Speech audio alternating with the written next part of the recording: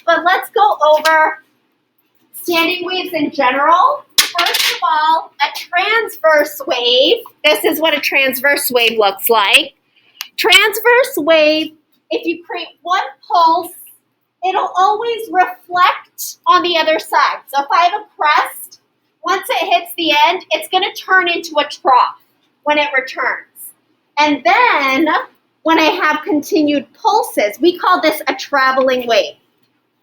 If I have constant pulses, and it's going to pop up next. So if he starts pulsating it multiple times, your reflected wave, as it travels forward, is going to interact with the wave traveling back.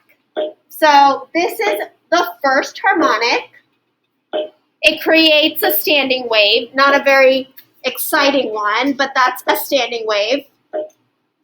And when you double the frequency, you get the second harmonic.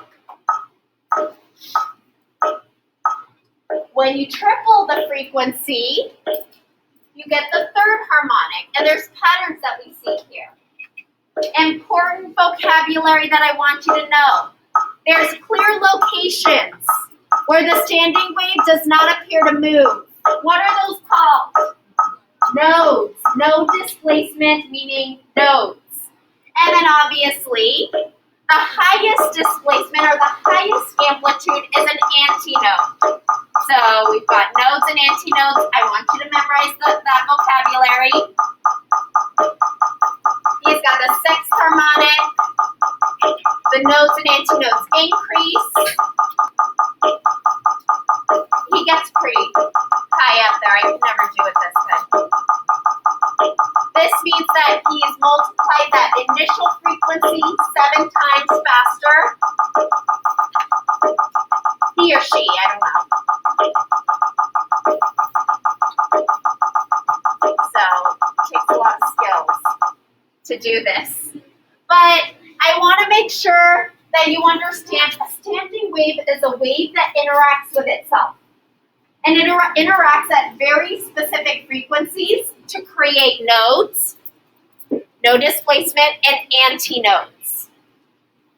As each frequency increases, this is what we use when we talk about music and sound, because harmonics obviously are related to music. You get different higher frequencies, which increases the amount of nodes and antinodes, increases the number of waves you have, but decreases the wavelength. And when you decrease the wavelength, this is our wave equation, wavelength times frequency. If I were to decrease the wavelength, what's going to happen to my frequency? It's going to increase. They are inverses of each other because the wave speed stays the same.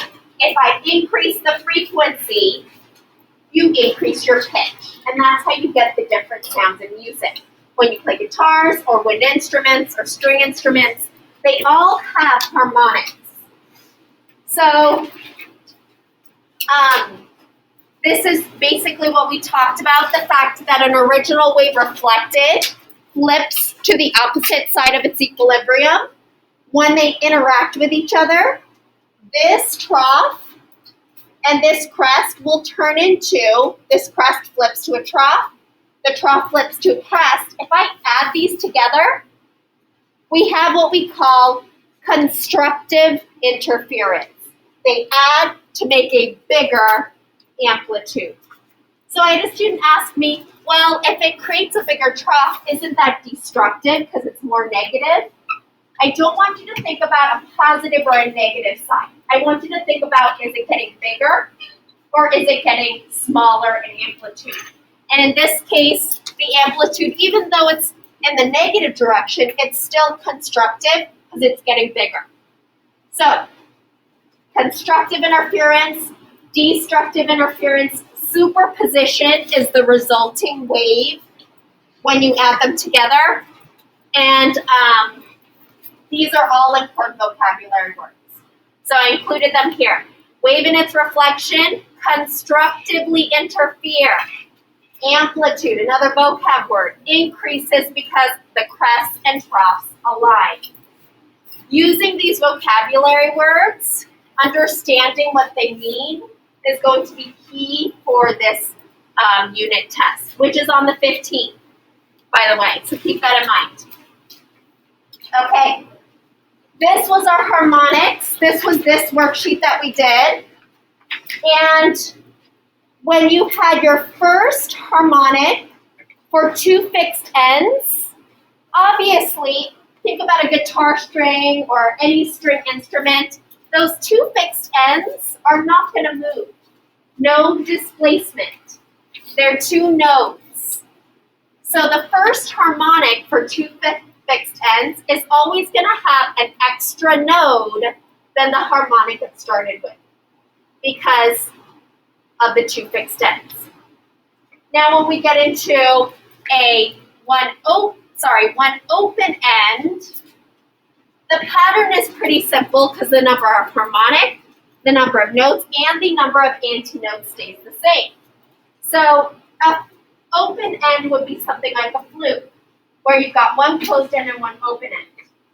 Next class, we're going to do a sound wave with some tubes, and the tubes are going to be closed on one end. In fact, the end is going to be closed with water, and then it's going to have an open end. You're going to find resonance, you're going to find harmonics by moving the tube up and down to see where you can hear the maximum amplitude of sound, the highest intensity. So anytime you have one open end, that open end is going to indicate an antinode. That's where the wave has maximum motion. And then the closed end is a node. When we were working with whirly tubes, it had two open ends, which means the two open ends are going to be antinodes. And right in the middle, you're going to have a node. So I want you to keep in mind what a wavelength looks like. For one loop like this, how much of a wave is that? Half of a wave. Not a full wave, this is half of a wave. What about a node to an antinode? Just one kind of crest here, or from equilibrium to crest. How much of a wave is that? A quarter of a wave. It's half of a loop, which is a quarter.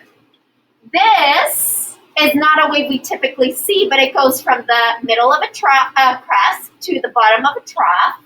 How much of a wave is that? Half. Good. This is half of a wave. I know it looks very different from this, but these are equal in length, assuming that they were from the same wave. Okay, so recognizing different parts of a wave, how much of that portion makes a full wave and what fraction of a wave it is going to be really important. Our homework tonight is called Name That Harmonic. It's a concept builder. It's going to ask you about the nth harmonic. So if they give you a harmonic value, how is the wavelength going to change? How is the frequency going to change? I highly encourage you, before you do this homework, to watch Miss McGarry's video, because she goes into a lot of detail on nth harmonics and how to do your calculations and find your relationships between those different concepts. Okay, so make sure you watch your video for tonight's homework. The next thing I wanted to point out, I did go over this, but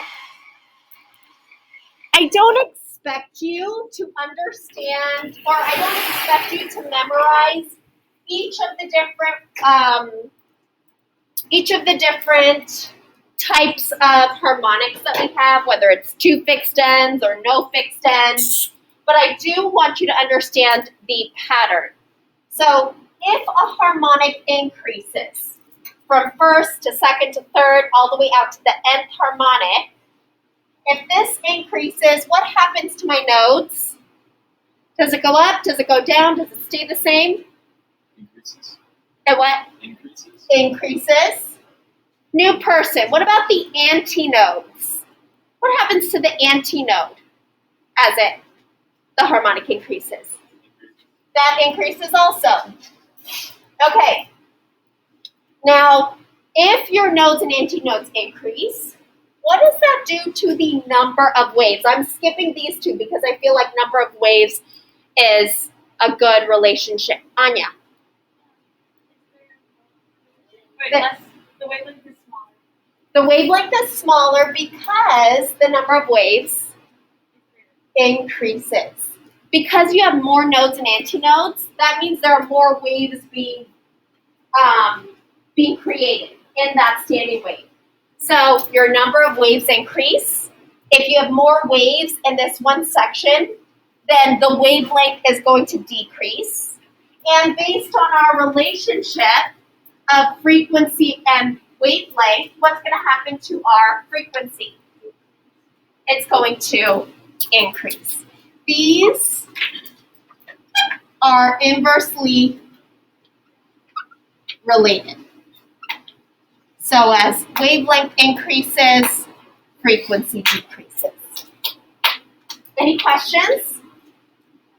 All right, don't need to memorize those equations, but I do want you to memorize those patterns. Okay, let's do a calculation. This is going to be good practice for Wednesday's quiz. So Wednesday's quiz is going to be doing calculations, but it's also going to give you a scenario. For example, it's going to say you have a wave with a node at each end and two nodes in the middle. Or it's going to say a crest at each end and three crests in the middle. So knowing vocabulary, knowing how to draw the scenario, and count the number of waves to calculate wavelength, etc. is going to be important. First, let's figure out how you find the wavelength. This from here to here is 1 meter. A lot of students figured out that this is equal to 1 wavelength. That's only 2/3 of this entire meter. So that's what Greta figured out, 2/3.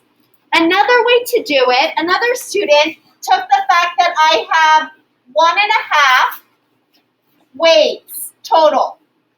So if I take 1 meter and divide it by the number of waves I have, you get your wavelength. So distance over number of waves gives you 1 over 1.5. That ends up giving you the same answer of 0.67 meters.